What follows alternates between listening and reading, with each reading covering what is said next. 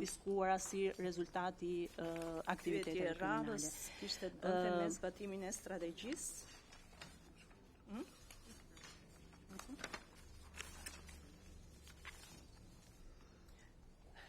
Sa i përket strategjisë kombëtare kundër krimit të organizuar dhe krimeve të rënda, 2026-2030, një aspekt i rëndësishëm në luftën kundër krimit të organizuar është rritja e numrit të ekipeve të përbashkëta hetimore për luftën kundër trafikimit, veçanërisht trafikimit të drogës. Konkretisht kemi bashkëpunuar ngushtë me partnerët ndërkombëtar si Guardia di Finanza, Europol, Interpol, Impact dhe Eurojust.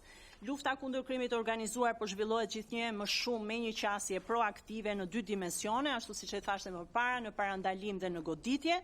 Në 9 mujorin e parë të këtij viti u zhvilluan 1121 hetime proaktive.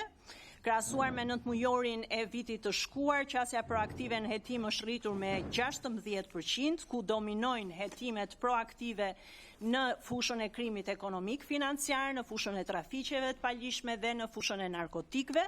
Gjatë vitit 2024, Shqipëria u antarësua dhe në koalicionin global në përgjigje të rreziqeve të drogave sintetike, i udhëhequr nga Shtetet e Bashkuara të Amerikës dhe i përbërë nga 163 shtete dhe 15 organizata ndërkombëtare në fushën e luftës kundër drogave sintetike. Gjithashtu në qershor të vitit 2025, me propozim të Ministrisë së Punëve të Brendshme, u miratuan edhe 3 ligje të rëndësishme për kontrollin e kufirit shtetëror, për përpunimin e informacionit të udhëtimit në Republikën e Shqipërisë dhe për zyrën e rikuperimit të aseteve, përfshirë dhe ligjin e Policisë së Shtetit të vitit 2024, i cili adresoi 100% rekomandimet e Grekos.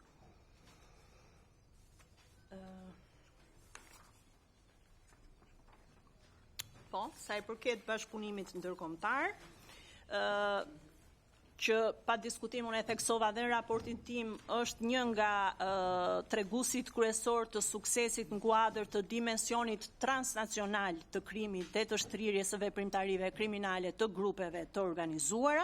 Gjatë 9 mujorit të parë të vitit 2025 janë rritur treguesit e bashkëpunimit ndërkombëtar përmes shkëmbimit të informacioneve, takimeve operacionale me partnerët e Interpolit, e Europolit dhe oficerët e ndërlidhjes, por gjithashtu dhe niveli i bashkëpunimit të Policisë së Shtetit dhe institucioneve të tjera ligjzbatuese si SPAK-u, Byroja Kombëtare e Hetimit, agjencitë e inteligjencës financiare, doganat e tjerë.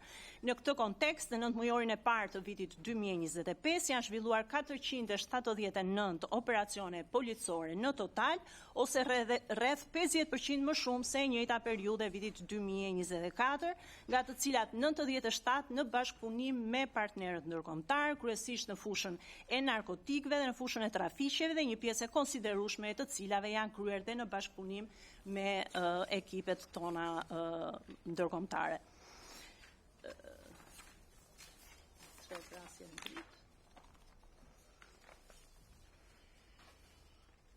Sa i përket, do t'i referohem pak dhe do ndalem pak tek historia e vrasjeve të ndodhura në një ditë, 3 vrasje në ditë. Për hir të vërtetës janë 3 krime, 3 histori tragjike që nuk janë vrasje mafioze, për fat keq janë ngjarje të pashmangshme nga puna, pra janë të pashmangshme nga puna që bën për ditë policia e shtetit. Unë nuk besoj se ka në një vend të botës ku polici rrin kuzhinë për të parandaluar që djali të godas babain me thikën e bukës, apo në një vend të botës ku polici rri brenda në kuzhinën e restorantit për të parandaluar picierin të godas me thikë kuzhinjerin. Janë absolutisht ngjarje tragjike, por për të cilat nuk implikohet puna e policisë së shtetit. Patjetër që autorët janë kapur me njëherë, mbasi ngjarjet kanë ndodhur. Ashtu siç e thash edhe më parë, ne kemi një rekord të ngjarjeve të mundshme kriminale të evidentuara si rezultati i rritjes së patrullimeve dhe ndërmjetësimit të policisë së shtetit në situata konfliktuale. Kështu që në këtë kuptim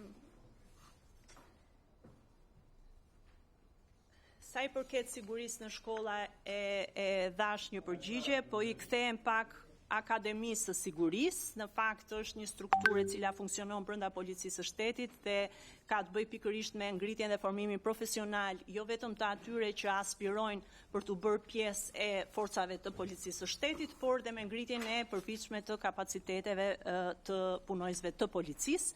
Kam bërë një punë të lavdërueshme deri më tani edhe me hapjen e masterave brenda kësaj akademie për të ngritur akoma më tej profesionalizmin dhe formimin e përgjithshëm.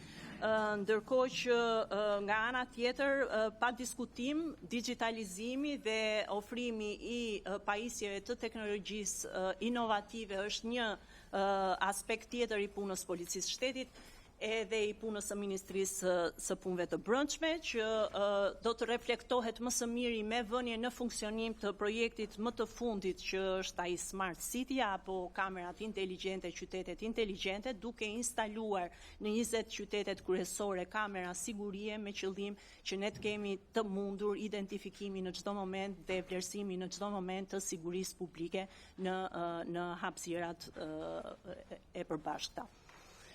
Dhe ky besoj është një nga projektet më inovative i cili do të sjellë edhe përmirësim të vazhdueshëm sa i përket çështjeve të sigurisë publike. Po mund ta trajtoj pak më vonë edhe në referencat për buxhetin. Mirë, shumë faleminderit për përgjigjet shtërruese zoja ministre. Tani kalojmë nëse s'ka pyetje tjera, kalojmë në diskutime. Po, mund ta bëjmë pastaj edhe këtë diskutimi bujar. Atëherë fillojmë, zoti Noga ka kërkuar fjalën, pastaj me radhë sipas. Okej, faleminderit. Faleminderit zoti kryetar. Në fakt është kjo është një seancë e vonuar, por megjithatë ne dëgjuam me shumë vëmendje ministren kur